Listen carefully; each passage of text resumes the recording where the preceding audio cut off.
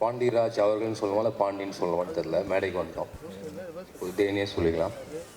இண்டஸ்ட்ரியிலே எனக்கு அறிவுரை சொல்லக்கூடிய ஒரே ஒருத்தன் யாருன்னா பாண்டிராஜ் தான்.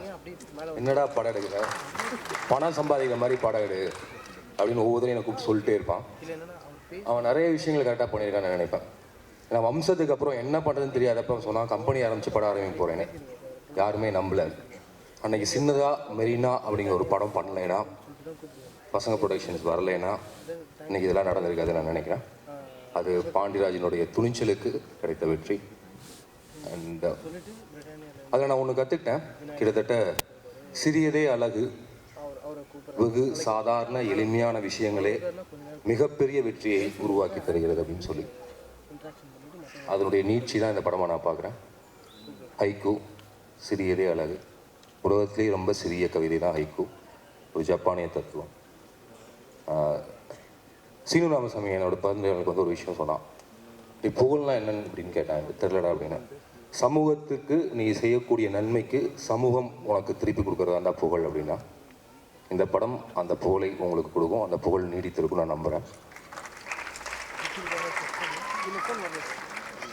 எஸ்கேப் ஆர்டிஸ்ட் அழகர் சாமியின் குதிரையில் தொடங்கினாங்க.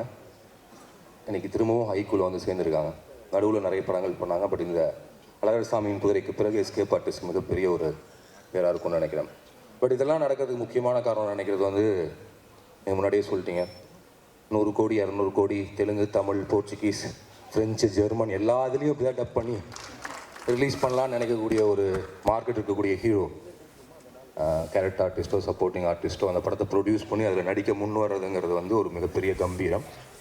இன்னும் சொல்லப்போனால் அதுதான் சூர்யா அவனுடைய நீடித்து புகழாக இருக்கும்னு நான் நினைக்கிறேன்.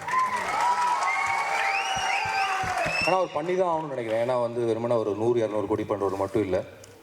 அகரம் ஃபவுண்டேஷன் பண்ணிகிட்ருக்காங்க. கல்விக்காக தொடர்ந்து பணியாற்றிட்டு இருக்காங்க. இந்த ட்ரெய்லரில் ஒரே ஒரு வசனம் ரொம்பவும் துன்புறுத்தின, ரொம்பவும் பயப்பட வச்ச, ரொம்பவும் மனசை வலிக்க வச்ச.